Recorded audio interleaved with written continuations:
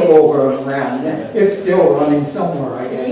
Yes, it's just been repaired again for the Kind of umpteenth got time. stuff here a little But you know what was amazing, and people never think about it, is how they unloaded those boats. They brought all the freight, tons and tons of freight for Port Ludlow, Port Gamble, and here. And there was about a 12-foot ramp on the dock. It was a big winch on each side.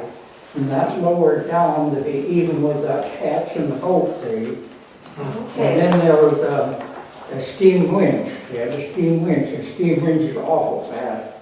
And they had a cable from that up that ramp to the dock and around the ship and back down again with the big chains on it. And that the hand carts hooked onto. And the fellow that ran the winch, he had his cable painted so he knew right where to stop it and all. And they would shoot those hand carts up there loaded, just like a bullet up on the dock. And when they came to the end of the chain, then the guys start running to the warehouse there. A lot of people, and tons, a sack of sugar weighed 100 pounds, and all the feed for Port Gamble and all, tons of it, was all unloaded that way. Fact is, my father's 1910 Model T Ford was brought in on that. The same way. And he went down at the dock and read the instructions how to start it and drove it home. Yes, I read something once that sometimes the cars came in parts with instructions on how to put them together. That at one time you could buy one from Sears catalog. Well, heard about that, but the old Model Ts. Fact is, I think wholesale price was $80 on a Model T. Well, I know it wasn't very much in those days. I learned to drive one. Yeah. You learned to drive one?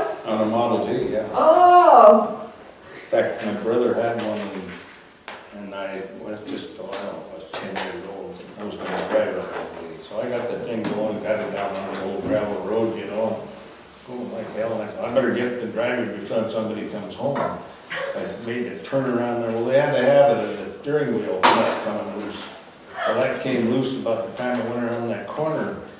And it went up shooting in the blackberry lines and hit right on, give me a black eye, the steering wheel. And I had to get myself out of the blackberry lines. oh my.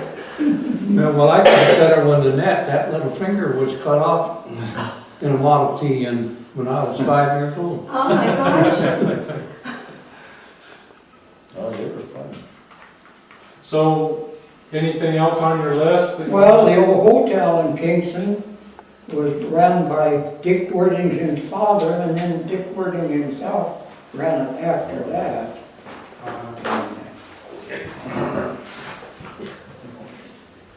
And I guess that's it.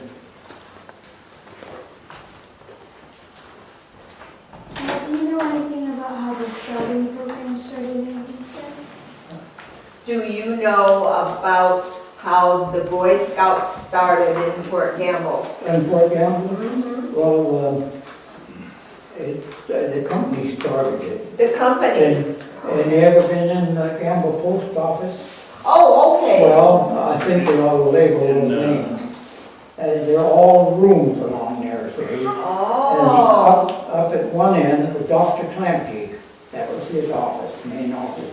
And the hospital used to be right uptown there. And anyway, then the next one was the kitchen where they had food when they had dances. And then the next one was the barber shop.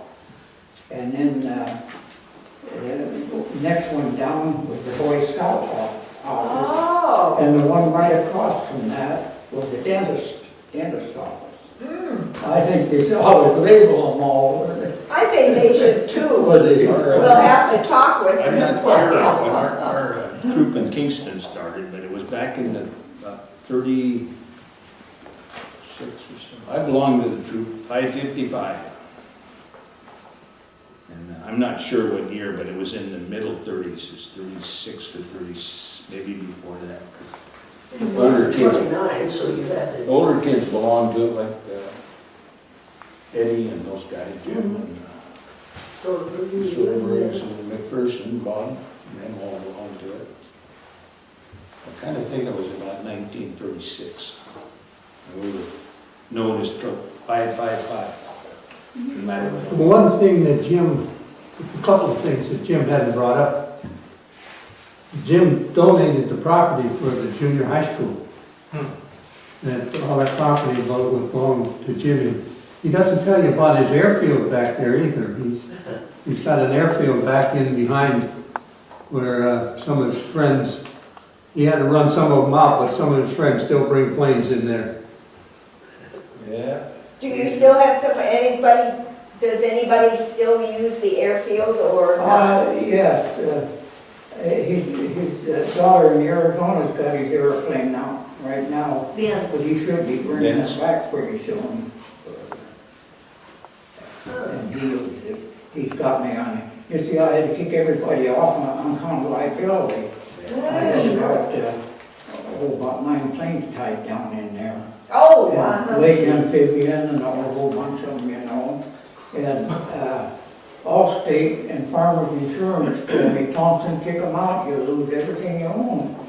I said, well, I have whole harness agreements on them all, and they're not worth the paper they're written on. So I had to kick everybody out.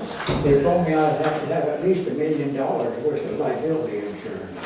So I had to kick everyone out. Well, why don't you order it from your nephew? I didn't charge anybody, I loved to have them, and all the neighbors liked it. I never had a single complaint. They've been there since '52, I've had my strip there.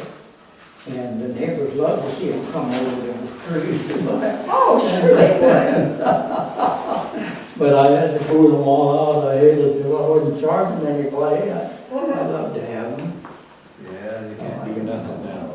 Yeah, it's a different, It's a different different world world. of wax, a different world now. It was a different world when we were young. Yeah. How old are you, Jim? 95, 95. I didn't have to get a new driver's license for 5 years. Elmer, how old are you? I'll be 79 in July. Oh, 70, I'm just a kid. I'm 83. Well, you're just a kid too. Yeah. He's 95. He never must know Cecil Van Kuren. He's Oh, yeah. 95. We all know Cecil Van Kuren, who does? Well, and Cecil was our neighbor. Yeah, he was a kid, Yeah. not too far away. Well, tell us about Cecil. What's he like? You know, one thing I was You don't want me to tell you. up at the Kingston Cemetery, where this flag is there, I'd like to see them put a marker for each of the boys in Kingston that were killed during the war.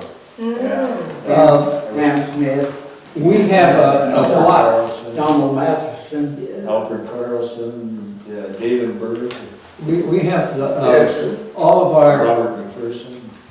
all of them buried up there. We have and marked off on a plot so that the VFW can come in and put their flags for the 4th of July and Memorial Day. But see, a lot of those guys aren't buried there. They're, Well, yeah. They're buried in Europe or. Well, if somebody could come up with the names of all the guys, they'll get something. We could come up, I could come up with the names of almost all of them, I think. Jim could.